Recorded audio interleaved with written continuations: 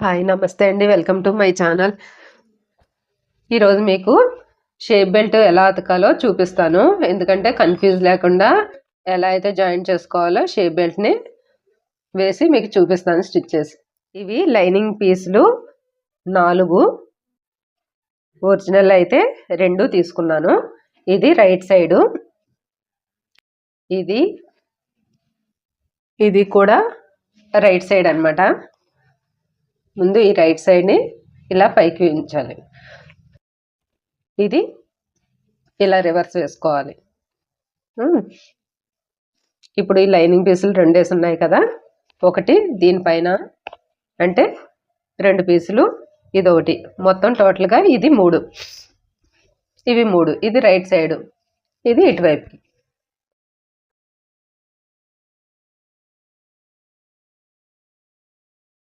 అర్థమైంది కదండి.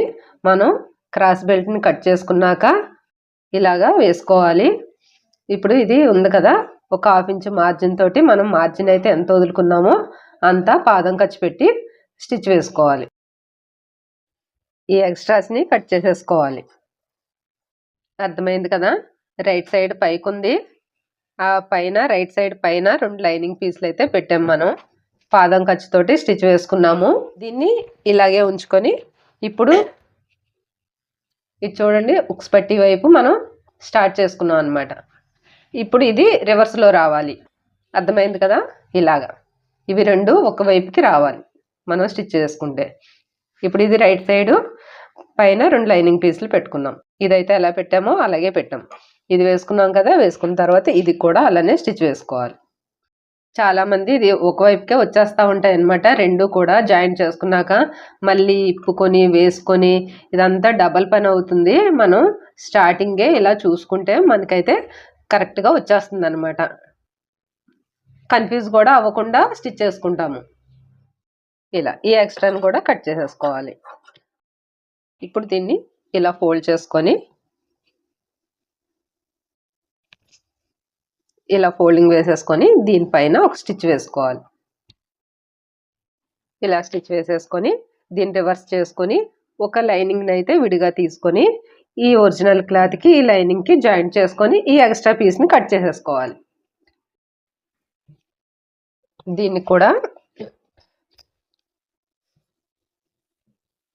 దీన్ని కూడా ఇలా రివర్స్ చేసుకొని ఈ ఒరిజినల్ పై నుంచి పాదం ఖర్చుతోటి స్టిచ్ వేసుకోవాలి. కొత్త వాళ్ళు నిదానంగా చూసారంటే ఒకసారి అర్థమైపోతుందండి. ఇది రాని వాళ్ళ కోసమే, వచ్చిన వాళ్ళ కోసం అయితే కాదు. కొత్తగా నేర్చుకునే వాళ్ళు చాలా కన్ఫ్యూజ్ అవుతూ ఉంటారు. నేను స్టార్టింగ్లో చాలా కన్ఫ్యూజ్ అయ్యేదాన్ని. 2 షేప్ బెల్ట్లు ఒకవైపుకే, ఫ్రంట్ పార్ట్కి ఒకవైపుకే వచ్చాయి అనమాట. ఏంటి ఎన్నిసార్లు వేసినా ఇలాగే వస్తున్నాయి అనేసి అనుకునేదాన్ని. ఇప్పడం వేయడం ఇలాగే ఉండేది. అందుకని చాలామంది కొత్త వాళ్ళు అయితే ఇలా కన్ఫ్యూజ్ అవుతారని నేను సపరేట్గా అయితే ఈ చిన్న వీడియోని మీకు చేస్తున్నాను. ఇప్పుడు ఇది కూడా ఈ ఎక్స్ట్రా పీస్ని కట్ చేసేసుకోవాలి. ఇప్పుడు 2 కట్ చేసేసుకున్నాం కదా, ఇవి 2 సమానంగా వచ్చాయా లేదా ఒకసారి మనం చెక్ చేసుకోవాలి. చూసారు కదా, ఒకటైతే ఎక్కువ వచ్చింది, ఒకటి తక్కువ వచ్చింది. అప్పుడు అది మనం కరెక్ట్ చేసుకోవాలి.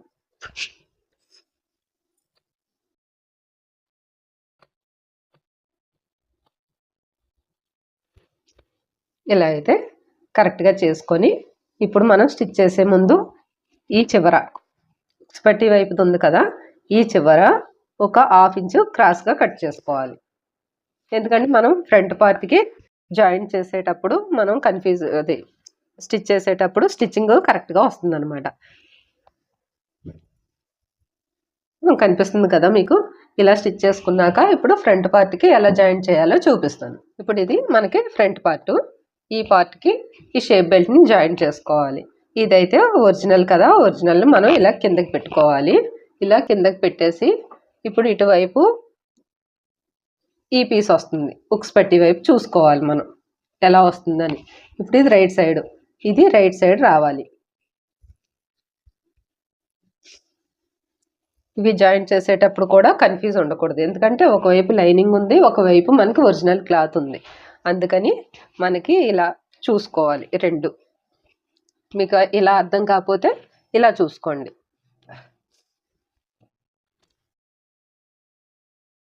ఇవి రెండు ఇలా వస్తాయి.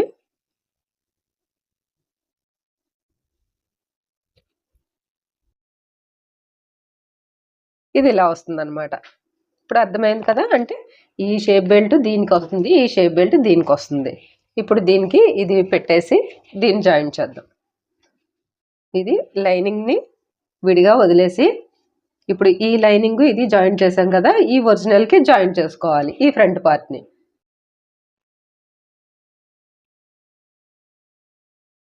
ఈ క్రాస్ ఉంది కదా, ఈ క్రాస్కి ఈ ఉక్స్ పట్టి వైపు ఉంది కదా, దీన్ని ఇలా పెట్టుకోవాలి. ఇలా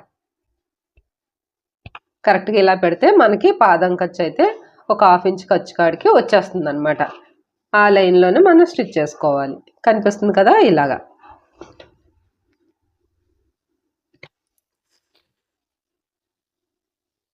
ఇప్పుడు 1/2 ఇంచ్ ఖర్చు అయితే మనం కటింగ్లో తీసుకుంటాం కదా, అదే 1/2 ఇంచు మనం స్టిచ్చింగ్ చేసుకుంటూ వచ్చేయాలి. ఎప్పుడు దీన్ని అయితే సాగతీయకూడదు. ఫ్రంట్ పార్ట్ని ఇది ఎలా ఉందో అలాగే పెట్టుకొని దీనికి కరెక్ట్గా 1/2 ఇంచ్ మార్జిన్ వచ్చే వరకు స్టిచ్ చేసుకోవాలి.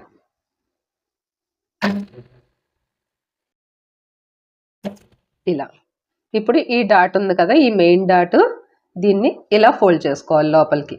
దీనిపై నుంచి స్టిచ్ వేయకూడదు, అప్పుడు ఫ్రంట్ షేపు తేడా వస్తుంది. ఇది ఇలా లోపలికి ఫోల్డ్ చేసేసుకొని ఇలా అయితే స్టిచ్ వేసుకోవాలి. ఇలా స్టిచ్ వేసేసుకున్నాం కదా, ఇప్పుడు ఈ పార్ట్కి కూడా అలానే స్టిచ్ వేసుకోవాలి. ఇప్పుడు ఇది రైట్ సైడ్ పైకి వస్తుంది. ఇలా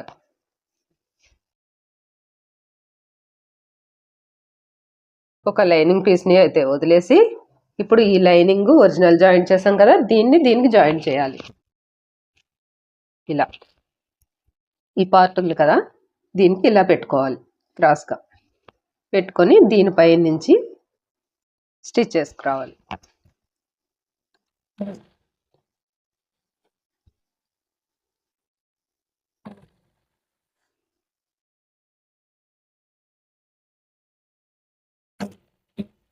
దానికి ఎలా అయితే స్టిచ్ చేసామో ఈ పార్ట్ని సాగదీయకుండా ఈ మెయిన్ డాట్ని ఇలా లోపలికి ఫోల్డ్ చేసుకొని అలానే 1/2 ఇంచ్ మార్జిన్ తోటి స్టిచ్చింగ్ వేసేసుకోవాలి.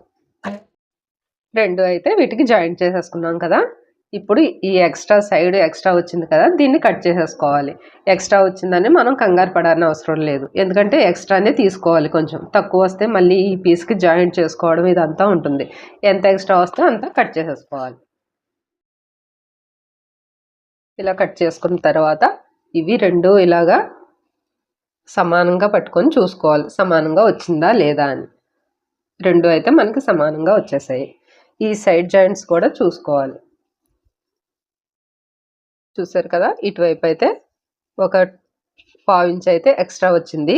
అప్పుడు మనం ఏం చేయాలి, ఇటువైపు ఆ స్టిచ్ అయితే వేసేసుకోవాలి. మనకి ఎంతైతే ఎక్కువ వచ్చిందో అంతా ఇక్కడ స్టిచ్ వేసుకోవాలి.